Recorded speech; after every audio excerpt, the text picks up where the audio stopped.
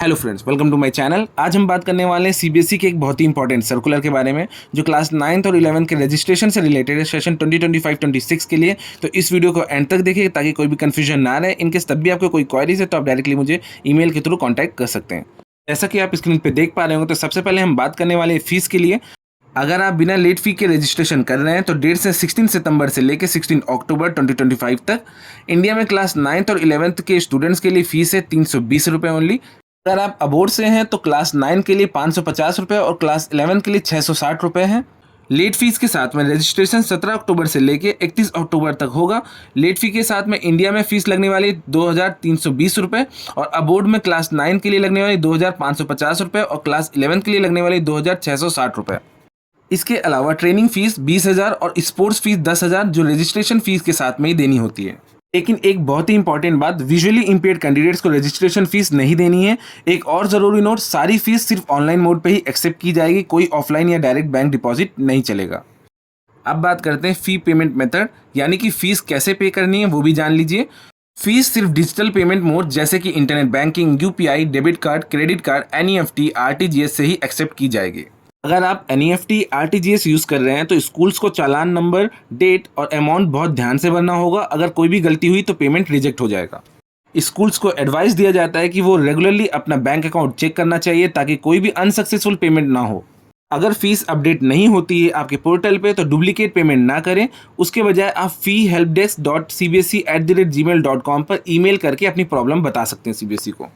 Abode के schools को shift payment use करते वक्त ध्यान रखना है क्योंकि इसमें 5 से 7 दिन लग जाते हैं, इसलिए वो लास्ट डे से पहले ही प्रोसेस कंप्लीट कर लें। अब बात करेंगे लेट फीस कैलकुलेशन, यानी कि लेट फीस कैसे लगती है ये भी समझ लीजिए। लेट फी तब लगती है जब स्टूडेंट्स का डेटा लास्ट डे तक फाइनलाइज नहीं होता है।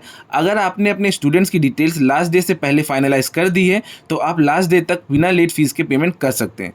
लेकिन अगर रजिस्ट्रेशन डेटा लास्ट डेट तक फाइनल नहीं हुआ है तो लेट फीस लग जाएगी। लास्ट डे के बाद कोई भी एक्सटेंशन नहीं मिलेगा। अब बात करते हैं स्टेप्स ऑफ ऑनलाइन रजिस्ट्रेशन, यानी कि रजिस्ट्रेशन प्रोसेस में स्कूल्स को कुछ स्टेप्स फॉलो करने हैं। क्या क्या होते हैं वो डिटेल में डिस्कस करते हैं। सबसे पहले स्कूल्स को ओएसिस पोर्टल पर सेक्शन और स्टूडेंट्स की टोटल संख्या एंटर करनी होगी और इसमें कोई भी करेक्शन बाद में नहीं होगा। स्कूल को प्रिंसिपल का नाम, phone number, email address, website etcetera जैसी डिटेल्स को अपडेट करनी होगी। टीचर ट्रेनिंग डिटेल्स भी एक बार ही भरी जा सकती है, इसलिए ध्यान से भरें। स्टूडेंट्स की डिटेल को आप इंडिविजुअली भी डाल सकते हैं, साथ ही साथ आप बल्क में एक्सेल फाइल अपलोड करके भी डाली जा सकती है। एक्सेल फाइल का फॉर्मेट चेंज नहीं करना है वरना डेटा अपलोड नहीं होगा। एक बार एक्सेल फाइल अपलोड करने के बाद में कोई एडिशन या करेक्शन सिर्फ ऑनलाइन ही पॉसिबल हो पाएगा। रजिस्ट्रेशन डेटा फाइनलाइज करने से पहले स्कूल्स को एक चेकलिस्ट प्रिंट करनी चाहिए और उससे एडमिशन रजिस्टर से क्रॉस चेक करना चाहिए। इससे स्पेलिंग मिस्टेक्स और दूसरी गलतियां सुधारी जा सकती हैं। फाइनलाइजेशन से पहले सारे करेक्शंस कर लेनी चाहिए। एक बार डेटा फाइनलाइज हो गया तो कोई भी करेक्शन, डिलीशन या मॉडिफिकेशन पॉसिबल नहीं होगा। चेकलिस्ट से स्टूडेंट्स का नेम, डेट ऑफ बर्थ और सब्जेक्ट को अच्छे से चेक करना ज़रूरी है। करेक्शन के लिए ऐड, मॉडिफाई और डिलीट के ऑप्शंस अवेलेबल हैं। अब हम बात करेंगे फोटोग्राफी गाइडलाइंस की, यानी कि फोटोग्राफ अपलोड करने के लिए कुछ रूल्स हैं जिनका पालन करना ज़रूरी है। फ़ोटोज़ बिल्कुल क्लियर होनी चाहिए और 6 महीने से ज़्यादा पुरानी नहीं होनी चाहिए। फ़ोटोज़ में आपका चेहरा कैमरे की तरफ सीधा होना चाहिए और पूरी इमेज का 80% हिस्सा कवर करना चाहिए। आंखें खुली होनी चाहिए और सीधा कैमरे में देख रही होनी चाहिए। बैकग्राउंड सॉलिड कलर का हो तो बेस्ट रहेगा। पासपोर्ट साइज़ जो फ़ोटो होगी वो 40 KB के लिमिट में ही होनी चाहिए। फ़ोटोज़ को कैंडिडेट के रजिस्ट्रेशन नंबर से सेव करना चाहिए। फोटोग्राफ्स को डेटा फाइनलाइज होने से पहले चेंज किया जा सकता है, लेकिन एक बार डेटा फाइनलाइज हो गया तो फोटो चेंज नहीं हो सकती, तो इस चीज़ का ध्यान रखें। अब बात करेंगे स्कीम ऑफ स्टडीज़, यानी कि अब हम स्टूडेंट के सब्जेक्ट के बारे में बात करेंगे जो क्लास 9th के स्टूडेंट्स को चूज़ करने हैं।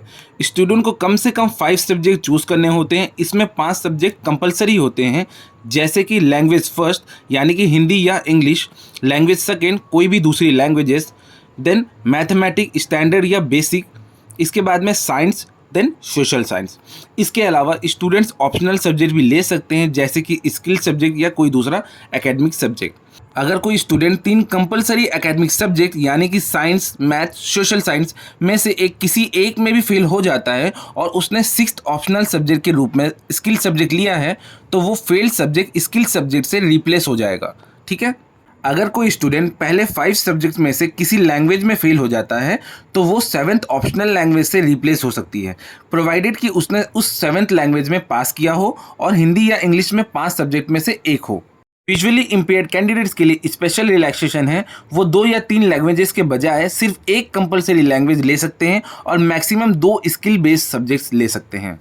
अब हम बात करेंगे अपार आईडी को सबमिट करने के बारे में, खासकर कि 2025-2026 के सेशन के लिए। तो सबसे पहले अपार आईडी का मतलब क्या होता है, मैंने ऑलरेडी प्रीवियस वीडियो में बताया कि ऑटोमेटेड परमानेंट अकाउंट रजिस्ट्री ये एक विशेष पहचान है जो कि भारत के सभी स्टूडेंट्स के लिए बनाई गई है।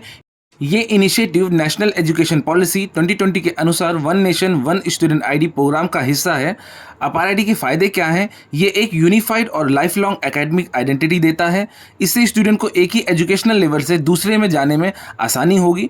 इंस्टीट्यूशन के बीच में क्रेडिट ट्रांसफ़र भी आसान हो जाते हैं।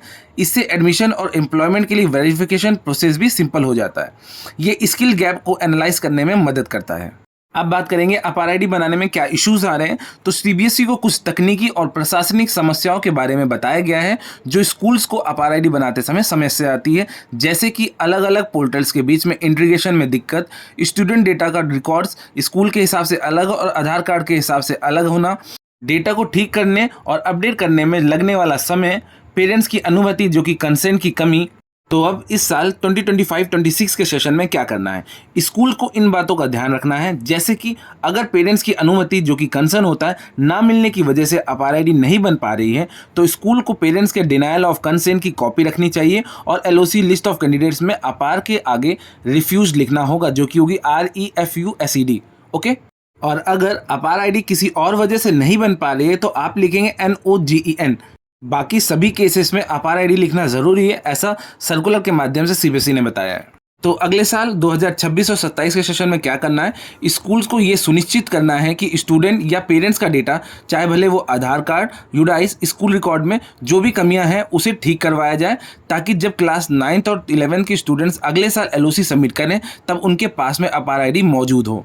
तो इस सर्कुलर में सिर्फ इतना ही था। मैंने कोशिश की है कि एक एक पॉइंट को मैं आसान भाषा में समझा सकूं, और अगर आपके कोई सवाल हैं तो आप कमेंट बॉक्स में ज़रूर पूछिएगा। वीडियो अच्छी लगी तो please like and subscribe to my channel, ताकि हम फर्दर भी ऐसे कंटेंट्स ला सकें।